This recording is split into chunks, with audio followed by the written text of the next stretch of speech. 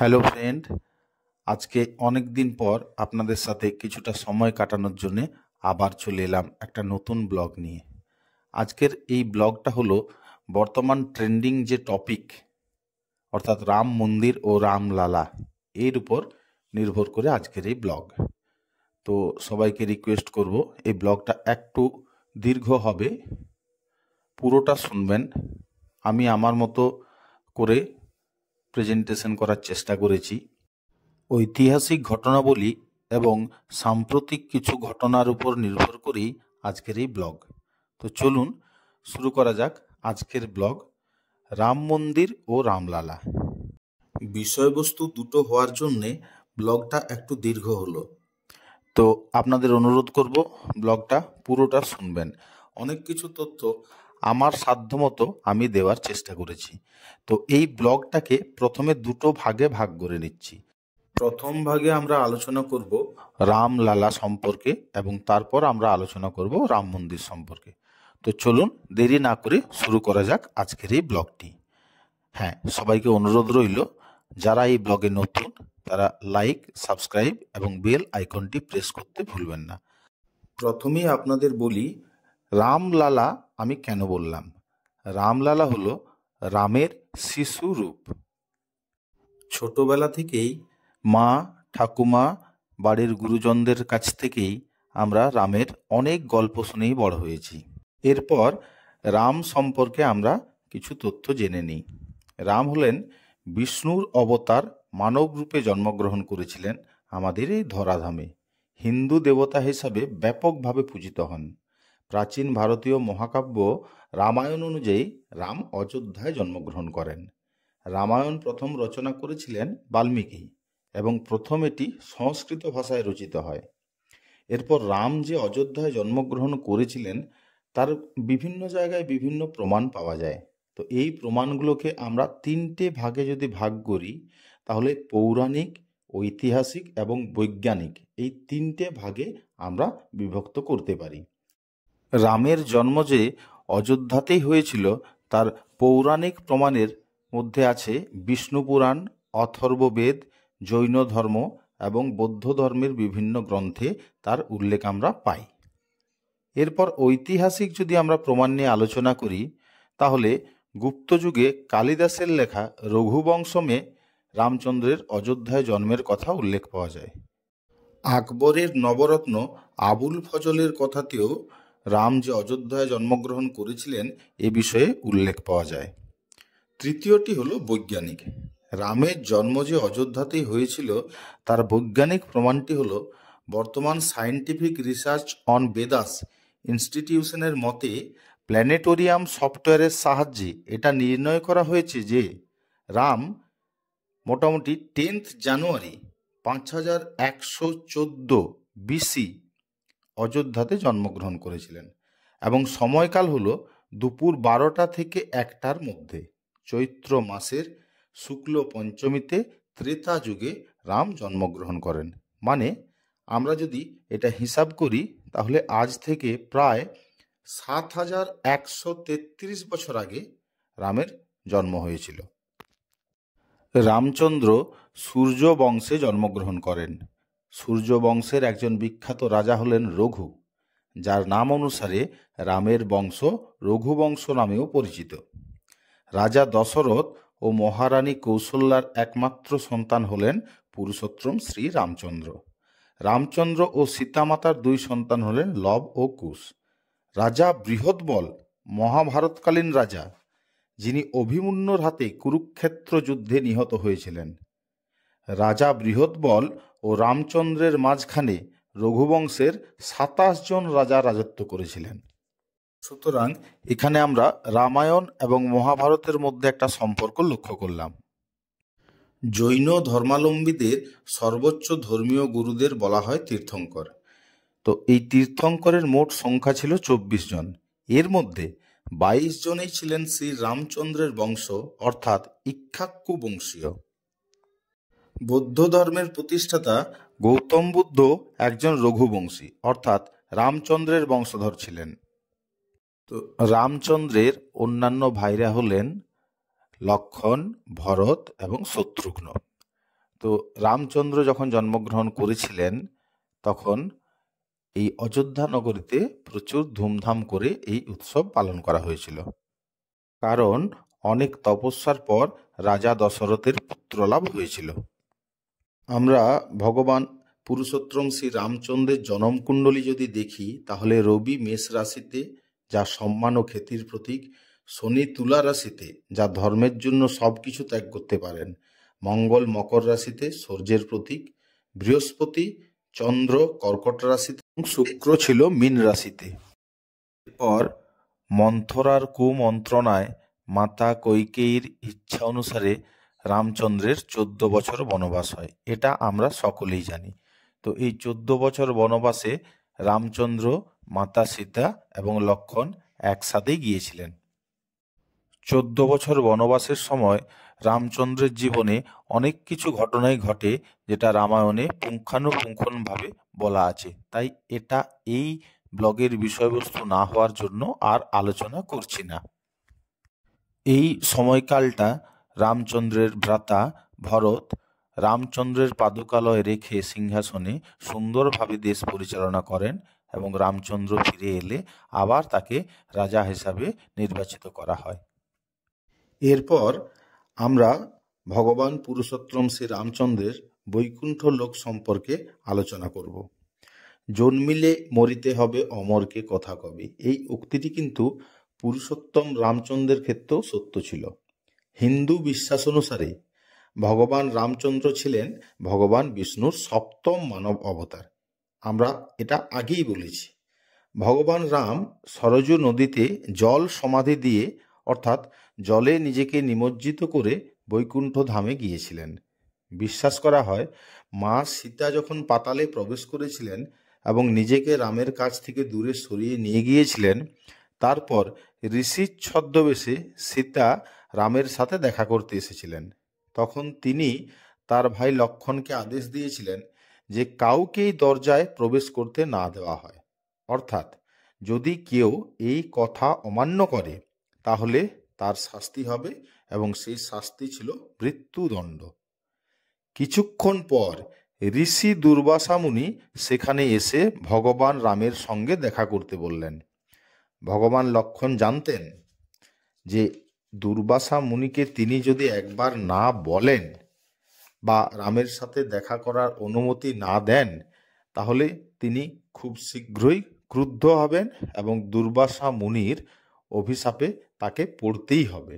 এই ভয়ে লক্ষ্মণ ঋষি দুর্বাসাকে রামের সাথে দেখা করার অনুমতি দেন। যেহেতু লক্ষ্মণ রামের আদেশ অমান্য করেন এবং তার শাস্তি ছিল মৃত্যুদণ্ড, কিন্তু রামচন্দ্র প্রাণাধিক প্রিয় লক্ষ্মণকে মৃত্যুদণ্ড দেবেন কি করে? তাই তিনি সে কাজটি কিন্তু করতে পারেননি। তিনি লক্ষ্মণকে দেশ থেকে নির্বাসিত করেন, কিন্তু লক্ষ্মণ রামের কর্তব্য নিষ্ঠা জেনে হতাশায় নিজেকে সরযূ নদীতে মিশিয়ে দেন। এই কথাটা যখন ভগবান পুরুষোত্তম রামচন্দ্রের কানে যায়, তিনি কিন্তু নিজেকে আর ঠিক রাখতে পারেননি। প্রাণাধিক প্রিয় লক্ষ্মণের এই অবস্থা শুনে তিনি দুঃখে রামচন্দ্র সরযূ নদীতে গিয়ে নিজের মানব রূপ ত্যাগ করেন। এতক্ষণ রামচন্দ্র নিয়ে আলোচনা করলাম, এরপর আলোচনা করব রাম মন্দির নিয়ে। তো অযোধ্যা নগরীতে প্রথম রামের পুত্র কুশ পুনর্নির্মাণ করেছিলেন রামের জন্মভূমি। এরপর রাজা বিক্রমাদিত্য 100 খ্রিস্টপূর্বাব্দে অযোধ্যা নগরীতে এলে কিছু অলৌকিক ঘটনার সাক্ষী হন। তিনি এইখানে শিকার করতে এসেছিলেন, কিন্তু বেশ কিছু অলৌকিক ঘটনা ঘটার ফলে তিনি রাজধানীতে ফিরে যান এবং রাজধানীতে সভাসদদের সাথে আলোচনা করে জানতে পারেন ওই স্থানটি রামের জন্মভূমি। তো এই কারণে তিনি ওই স্থানে পরে কালো পাথরের 84টি স্তম্ভের একটি বিশাল রাম মন্দির স্থাপন করেন। তাহলে আমরা দেখতে পাচ্ছি প্রথম রাম মন্দিরটি স্থাপন করেছিলেন রামচন্দ্রের পুত্র কুশ, এবং দ্বিতীয়বার এটি সংস্কার করেছিলেন বিক্রমাদিত্য। তৃতীয়বারের জন্য পুষ্যমিত্র শুঙ্গ এই মন্দিরের সংস্কার করেন, এটা শিলালেখে প্রমাণ হিসাবে পাওয়া যায়। বর্তমানে প্ল্যানেটোরিয়াম সফটওয়্যারের সাহায্যে জন্মকুণ্ডলী দিলেই যে তার জন্মের অক্ষাংশ দ্রাঘিমাংশ পাওয়া যায়, এটা বর্তমান বৈজ্ঞানিক প্রজন্মের একটা নিদর্শন। তা এই প্ল্যানেটোরিয়াম সফটওয়্যারে রামের জন্মকুণ্ডলী দিলেই অক্ষাংশ এবং দ্রাঘিমাংশ অযোধ্যার ফৈজাবাদকেই নির্দেশ করে। সুতরাং এটা প্রমাণ করে যে রাম অযোধ্যাতেই জন্মগ্রহণ করেছিলেন।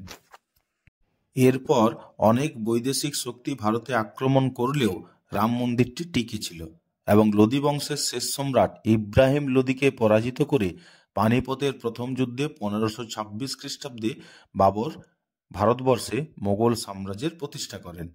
বাবর তার সৈন্যদলকে এটা বলেছিলেন যে ভারতবর্ষ একজন মুসলমান শাসক দ্বারা শাসিত হলেও এখনও ওখানে মন্দিরে পূজা হয়, তাই ভারতবর্ষ আক্রমণের মূল উদ্দেশ্যই হল মন্দির ধ্বংস করা। বাবরের সেনাপতি মীর বাকি 1528 খ্রিস্টাব্দে রাম মন্দির ধ্বংস করে বাবরি মসজিদ নির্মাণ করেন। অ্যাকচুয়ালি বাবরি মসজিদ বলাটা ভুল, কারণ একই ধর্মস্থানে দুটো উপাসনা হতে পারে না, তাই একে মসজিদ না বলে ঢাঁচা বলাটাই শ্রেয়। সরজু নদীর এই অংশেই রাম মন্দির ছিল, পরে তা ধ্বংস করে ওখানে বাবরি মসজিদ বা ধাঁচা তৈরি করা হয়, এরকমই ঐতিহাসিক নিদর্শন কিছু পাওয়া যায়। বাবরি মসজিদে প্রাপ্ত চাগতাই তুর্কি ভাষা এটা প্রমাণ করে যে এটা বাবরের আদেশেই মীর বাকি 1528 খ্রিস্টাব্দে এটা নির্মাণ করেছিলেন। যদিও হিন্দুদের পূজা অর্চনা করার জন্য একটা ফাঁকা জায়গা ছিল, যা পরবর্তীকালে নাম হয় রাম চাবুতারা। 1528 খ্রিস্টাব্দ থেকে 1859 খ্রিস্টাব্দ পর্যন্ত অনেক কিছু এখানে দাঙ্গা বিদ্বেষ এইরকম ঘটনা ঘটতে থাকে। 1859 সালে ব্রিটিশ সরকার তাই প্রাচীর দিয়ে জায়গাটি আলাদা করে দেন, যার একটি দরজা দিয়ে মসজিদে এবং অন্য প্রবেশপথ দিয়ে রাম চাবুতারায় যাওয়া যেত। 1900 সাল নাগাদ মসজিদটি প্রায় বন্ধ হয়ে যায়, কারণ ওই মসজিদটি শিয়া মসজিদ ছিল ও শিয়া সম্প্রদায়ের জনসংখ্যা তখন ব্যাপকভাবে ওই জায়গায় হ্রাস পায়। 1915 খ্রিস্টাব্দের 14 জুলাই 7টি প্রাদেশিক হিন্দু মহাসভা একটি সিদ্ধান্ত নেয় যে দেশের 3টি প্রধান মন্দিরের মধ্যে অযোধ্যার রাম মন্দির হিন্দু ধর্মের রক্ষার্থে উদ্ধার করার জন্য শপথ নেওয়া হলো। হিন্দু মহাসভা পরবর্তী 10 বছর ধরে এই মন্দিরটি পুনরুদ্ধার করার জন্য সারা ভারতবর্ষ জুড়ে ব্যাপকভাবে প্রচার করে এবং একটি স্লোগান হয়, অযোধ্যা এক ঝাঁকি হ্যায়, কাশী মথুরা আবি বাকি হ্যায়। 1925 সালে ভারতে আরএসএস প্রতিষ্ঠা হয়। এর নাম হলো রাষ্ট্রীয় স্বয়ংসেবক। অযোধ্যার রাম মন্দিরের আন্দোলনকে সামাজিক স্তরে নামিয়ে এনেছিল এই আরএসএস। এরপর ভারতবর্ষ স্বাধীন হলে প্রধানমন্ত্রী এই অংশে খ্রিস্টান প্রহরী নিযুক্ত করেন, অর্থাৎ না মুসলিম না হিন্দু, দুজনের সেন্টিমেন্টেই এখানে বজায় থাকলো। 25 ডিসেম্বর 1949 সালে রাত্রে বাবরি ধাঁচার গম্বুজের নিচে হঠাৎ করে রামলালা প্রকট হলেন। 25 ডিসেম্বর বড়দিনের ছুটিতে হয়তো এই অংশটি কিছুটা হলেও খ্রিস্টান প্রহরী দ্বারা কম সুরক্ষিত ছিল। কথিত আছে অযোধ্যার আরএসএসের নগর প্রমুখ পরমহংস রামচন্দ্র স্বপ্নাদেশ পেয়েছিলেন রামলালার মূর্তি জয়পুরের রাজবাড়ি থেকে এনে প্রতিষ্ঠা করার। পরমহংস রামচন্দ্রকে এই কাজে আরও দুজন প্রত্যক্ষভাবে সাহায্য করেছিলেন। তারা হলেন দিগ্বিজয় নাথ মহন্ত এবং গোপাল সিং বিশারদ। পরের দিন 26 ডিসেম্বর সারা ভারতবর্ষ জুড়ে আরএসএস রামলালা প্রকট দিবস পালন করেন। এই খবর প্রধানমন্ত্রী নেহেরুর কানে পৌঁছানো মাত্রই তিনি উত্তরপ্রদেশের সিএমকে নির্দেশ দিয়েছিলেন অবিলম্বে ওইখান থেকে রামলালার মূর্তি যাতে সরিয়ে ফেলা হয়, কিন্তু তখনকার ইউপির সিএম সেই নির্দেশ মানেননি। ফৈজাবাদের মুসলিমরা একত্রিত হয়ে একটি মামলা করেন ও গ্রেপ্তার হন পরমহংস রামচন্দ্র, দিগ্বিজয় মহন্ত ও গোপাল সিং বিশারদ। এরপর প্রধানমন্ত্রী নেহেরু তৎকালীন ডিস্ট্রিক্ট ম্যাজিস্ট্রেটকে রামলালার মূর্তিটি অবিলম্বে সরিয়ে ফেলতে নির্দেশ দেন বাবরি ধাঁচা থেকে, কিন্তু তৎকালীন ওই ডিস্ট্রিক্ট ম্যাজিস্ট্রেট প্রধানমন্ত্রীর এই নির্দেশ মানতে অস্বীকার করেন এবং বদলে তার ইস্তফাপত্র পাঠিয়ে দেন প্রধানমন্ত্রীর কাছে। কারণ হিসাবে ওই ডিস্ট্রিক্ট ম্যাজিস্ট্রেট উল্লেখ করেছিলেন, কোর্টের বিচারাধীন বিষয়ে তিনি কোনো পদক্ষেপ করতে পারেন না। এরপর এই জায়গাটিতে শান্তি শৃঙ্খলা বজায় রাখার জন্য বাইরে থেকে তালা ঝুলিয়ে দেওয়া হয়, যদিও বাইরে থেকে পূজা অর্চনা চলতে থাকে। গোপাল সিং বিশারদ নিজেকে রামলালার পূজারী বললে কোর্ট তাতে মান্যতা দেয়। নির্মোহী আখড়া বলে ওখানে একটি জায়গা ছিল, যেখানে রান্নাঘর থেকে প্রসাদ রান্না করে দেওয়া হতো। মামলার বাদী পক্ষ রামলালা বিরাজমান পক্ষ ও বিবাদী পক্ষ হল বাবরি অ্যাকশন কমিটি। নির্মোহী আখড়াও এই মামলায় অংশ নেয়। 1964 সালে বিশ্ব হিন্দু পরিষদ গঠিত হয়। উদ্দেশ্য রাম মন্দিরের আন্দোলনকে কোর্টে সীমাবদ্ধ না রেখে সামাজিক স্তরে ছড়িয়ে দেওয়া। 1978 সালে ফৈজাবাদ ডিস্ট্রিক্ট কোর্ট থেকে এলাহাবাদ হাইকোর্টে মামলা হস্তান্তরিত হয় ও Allahabad high court archaeological survey of ইন্ডিয়াকে দায়িত্ব দেয় প্রত্নতাত্ত্বিক নিদর্শনটি মাটি থেকে খুঁড়ে অনুসন্ধান করার জন্য। এই অংশে খনন করে 84টি পিলার বিশিষ্ট একটি কাঠামো আর্কিওলজিক্যাল সার্ভে অফ ইন্ডিয়া খুঁজে পায়, যেটা কোর্টে প্রমাণস্বরূপ দাখিল করা হয়, যেটা খ্রিস্টপূর্বাব্দ 100-তে বিক্রমাদিত্য প্রতিষ্ঠা করেছিলেন। এটা আমরা আগেই বলেছি। 1978 সালের এই আর্কিওলজিক্যাল সার্ভে অফ ইন্ডিয়ার খনন কার্য থেকে উদ্ধার হওয়া মন্দির নিয়ে বিশ্ব হিন্দু পরিষদ পুরো ভারতবর্ষে রাম মন্দির নিয়ে ব্যাপক প্রচার শুরু করেন এবং হিন্দু ভোটে এর ভালোই প্রভাব পড়ে। তৎকালীন প্রধানমন্ত্রী রাজীব গান্ধীও বলেছিলেন রাম রাজ্য প্রতিষ্ঠা করার কথা। 1989 সালে রাজীব গান্ধী ভোটে পরাজিত হন ও বিশ্ব হিন্দু পরিষদ রাম মন্দিরের শিলান্যাস করেন। রথযাত্রা শুরু করেন লালকৃষ্ণ আদবানি সোমনাথ মন্দির থেকে এবং গ্রেপ্তার হন লালু প্রসাদ যাদবের সরকারের হাতে। গ্রেপ্তারের প্রতিবাদে বিজেপি কেন্দ্র থেকে তার সমর্থন প্রত্যাহার করলে সরকারের পতন ঘটে। 1991 সালের নির্বাচনে উত্তরপ্রদেশে বিজেপি ক্ষমতায় আসে। কল্যাণ সিং মুখ্যমন্ত্রী হন এবং মুখ্যমন্ত্রী হয়েই সরাসরিভাবে রাম মন্দির আন্দোলনকে তিনি সমর্থন করেন ও 2.77 একর জমি অধিগ্রহণ করে রাম জন্মভূমি ন্যাস ট্রাস্টের হাতে সেই জমি তুলে দেন।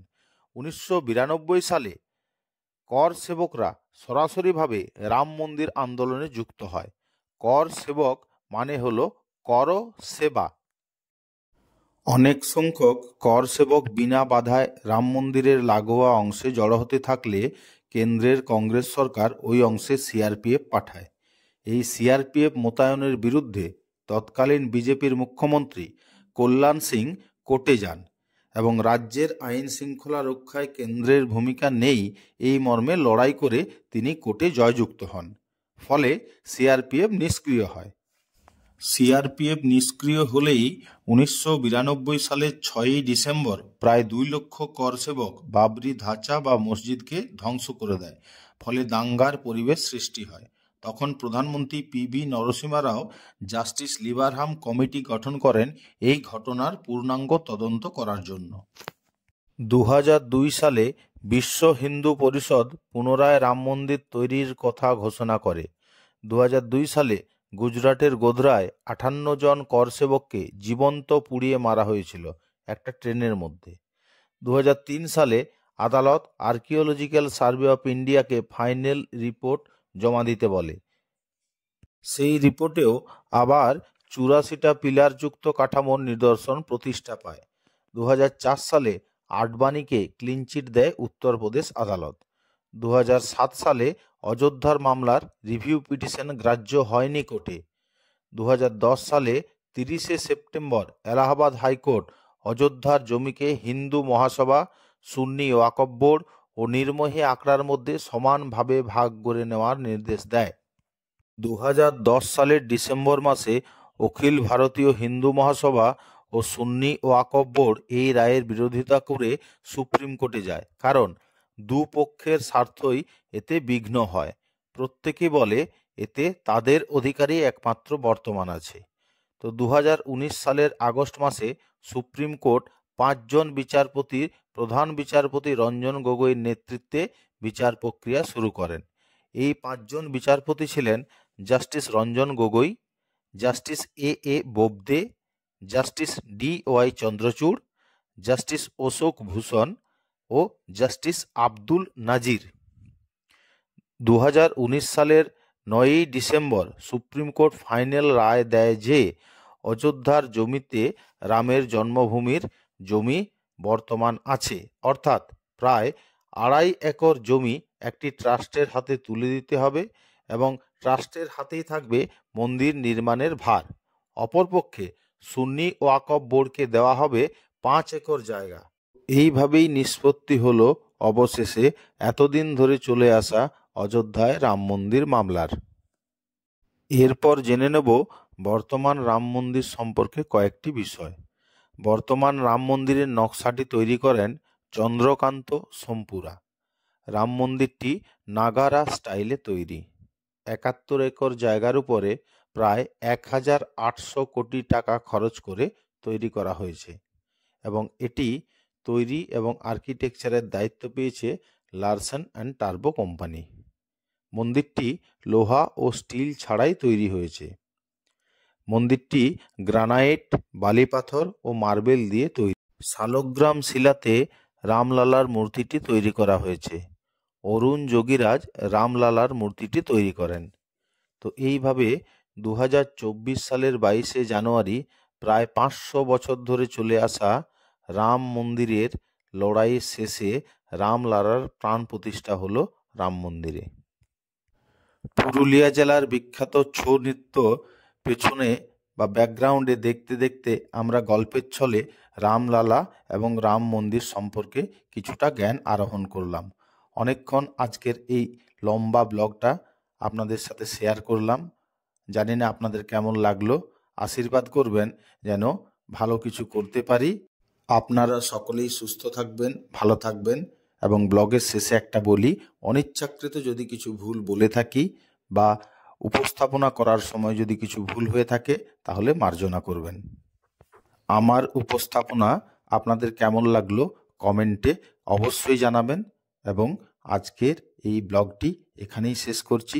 ভালো থাকবেন, সুস্থ থাকবেন। ধন্যবাদ।